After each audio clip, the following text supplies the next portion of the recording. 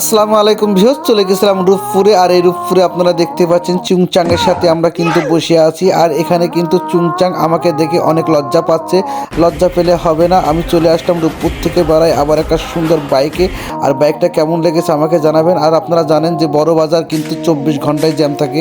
Jam মুক্ত হয়ে গেলে আপনারা চলে যাবেন সুন্দর পরিবেশের গ্রামে। আর এই গ্রামে কিন্তু আমার মতন আপনারা অ্যাক্টিং করে সুন্দর ছবি তুলতে পারবেন।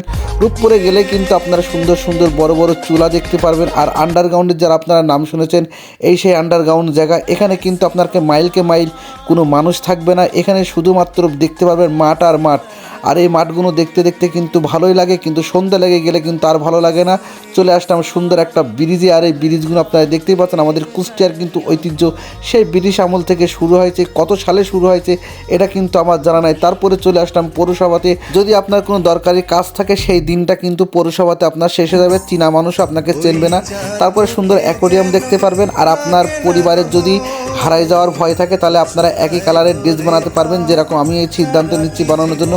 আর যদি মনে করেন শরীর সুস্থ রাখবো, ভালো লাগবে, তাহলে বাচ্চাদের মতন হতে হবে, বাচ্চাদের সাথে সুন্দরভাবে খেলা করতে হবে। খেলাধুলা শেষ করে চলে আসলাম রাজারহাটে। আর রাজারহাটে আসলে আপনারা দেখতে পারবেন সুন্দরভাবে সবাই বসে আছে, বাজার সদাই করে নিয়ে আপনারা বাড়িতে আবার এক সপ্তাহের জন্য চলে যাবেন। রান্না বান্না করে পরের সপ্তাহ তৈরি থাকবেন বেড়ানোর জন্য। কোটি টাকা দিলেও কিন্তু এরকম একটা সুন্দর হাসি পাবেন না। আমার এই ভাইয়ের যত সুন্দর হাসি, কলিজাটা ঠান্ডা হয়ে যাবে। আলহামদুলিল্লাহ, মনের মানুষ আমাদের দেশে অনেক আছে, কিন্তু আমরা বাছাই করতে পারি না। তারপরে চলে আসলাম তেলের খাজাতে, যেখানে খালে হবেন রাজা, না পারলে হবেন সাজা।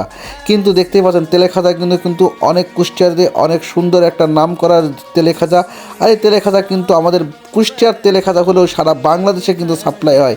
আর এই সাপ্লাই হওয়ার সাথে সাথে কিন্তু অনেক চাহিদা বেড়ে গেছে। চলে আসলাম কুষ্টিয়া গড়াই ব্রিজে। আর এই গড়াই ব্রিজে কিন্তু আপনারা দেখতে পাচ্ছেন অনেক সুন্দর প্লেস। এখানে কিন্তু পানি ভরলে অনেক প্লেসের একটা সৌন্দর্য আরও ফুটে ওঠে এবং অনেকজন কিন্তু এখানে ফটোশ্যুট করতে আসে।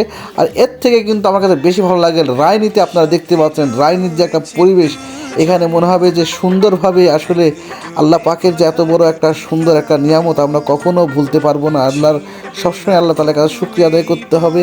আমরা আজকে এই পর্যন্তই, হয়তোবা আপনার ভিডিওটা আপনারা দেখতে পাচ্ছেন।